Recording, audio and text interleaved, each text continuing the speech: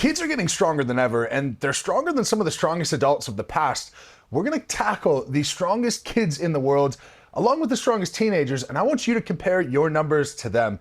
This came onto my radar because I was looking at the top powerlifting totals for teenagers, and only one of these totals in the top 200 was outside the past 15 years. The king of teenagers when it comes to powerlifting is a guy named Theo Maddox.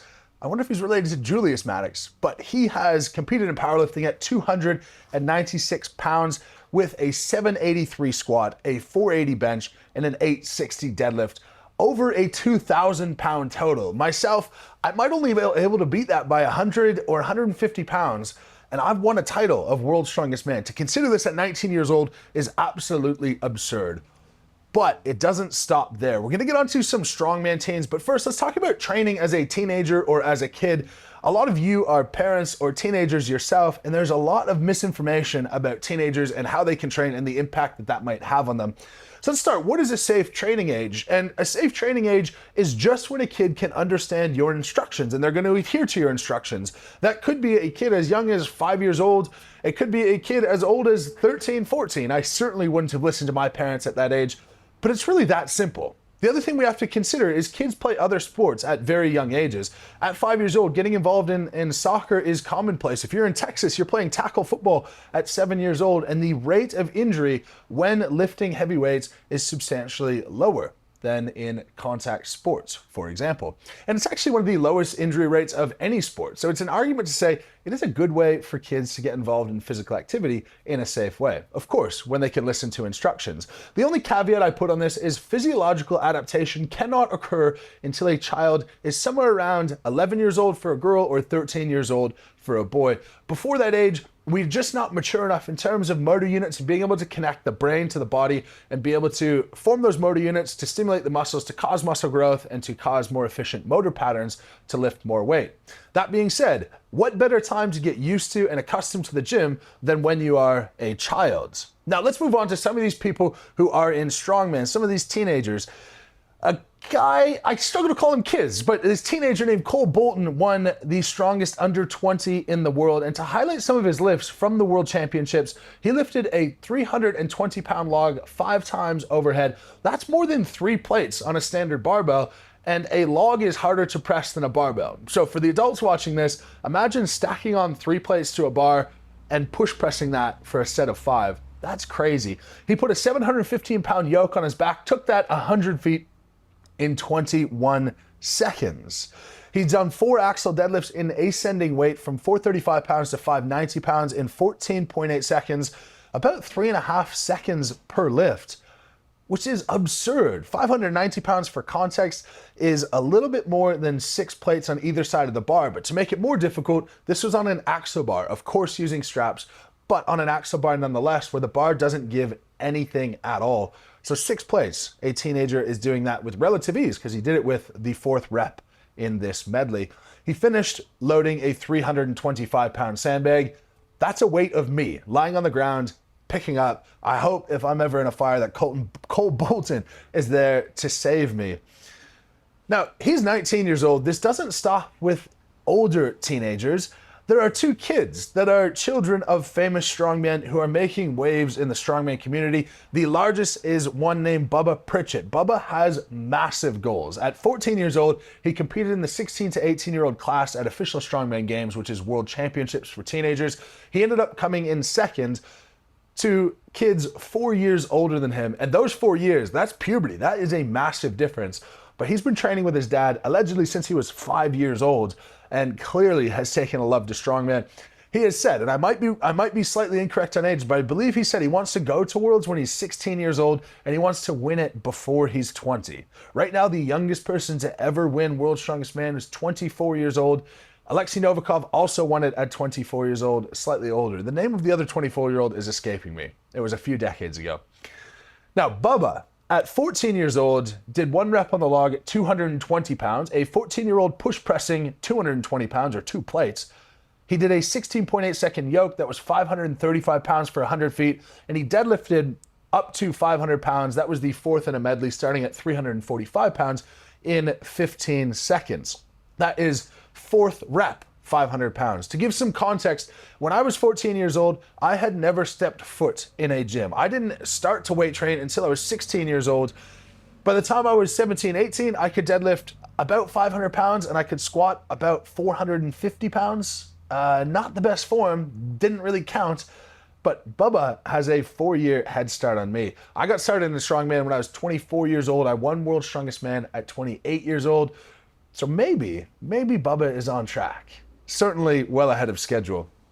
Another one causing massive waves is Max Hall. Of course, Eddie Hall's son. He's put out a few huge deadlift training numbers. At 11 years old, he deadlifted 265 pounds. This isn't the heaviest weight that an 11-year-old has ever lifted, but it's certainly relatively close. I know Max trains on a regular basis, and both Bubba and Max have taken in their dad's footsteps. I want to highlight that this isn't really about physiological progress at these ages. Of course, Bubba is old enough, but the most special thing that anyone could take from this is with Bubba and with Max in particular, they've seen dad do something and they've wanted to follow in the footsteps. That is all, to me, that is all that matters when you're that young. And now kids understand the ability to work at something, to improve at something, and to set out to accomplish a goal. Something that at 14 years old is incredibly important. You learn an element of self-discipline and self-regulation where it's you and the barbell. You either do the work to lift the barbell or you don't do the work and you don't lift the barbell. It's a really hard lesson for adults to learn and for adults to react to when things don't go their way.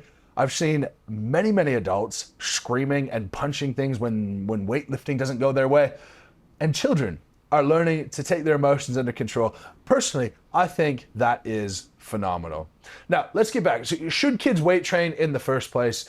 My answer is an absolute resounding yes. There's a misnomer from the past that it impacts some sort of bone growth. That is absolutely categorically untrue. The only true point to the bone formation from a child weightlifting is the same point of bone formation as an adult weightlifting, where there will be an adaptation process by which the bones grow stronger. Stronger bones for kids results in a very good outcome later in life, particularly when we think of falls risk and hip fractures. But that's really the only bone adaptation.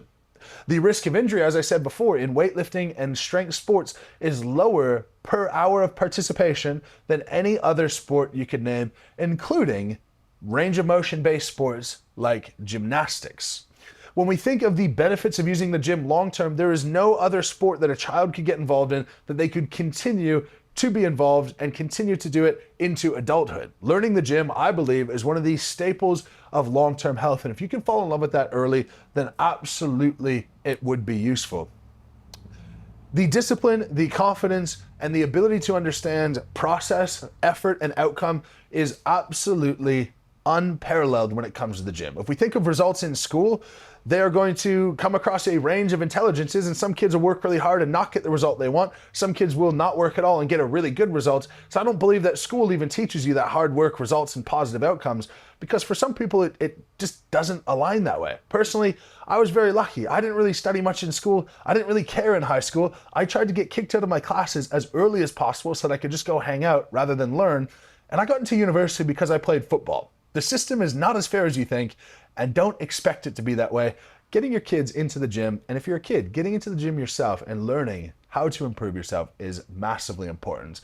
I want to throw a little bit of counterpoint at this because it's not a perfect end all and be all. There are a few pitfalls of specializing early into strength sports that I would definitely hazard any child from doing. I do not support specializing in strongman at any age before about 21 or 22 years old, before you fully mature into your skeleton. It has nothing to do with injury risk whatsoever. It actually has everything to do with health and performance, which really are aligned for most people. When it comes to performing at a high level in strongman, you need to have a level of agility, a level of mobility, of course a level of strength, a level of muscular endurance, a level of kinesthetic awareness. And unfortunately, strongman doesn't build a huge number of these. Strongman really builds your strength, as the sport is titled. It can build some levels of agility, but ultimately you're never going to replace participating in something like an American football, a soccer, a rugby. Other sports, especially if they're involving other people and you're having to think about other people at the same time as you're moving your body, that is the highest level of kinesthetic awareness that one could achieve. And down the track, that athleticism is going to carry over to improve strongman results, but it's also going to carry over to reduce injury risk if you're always aware and cognizant of where your body is in space.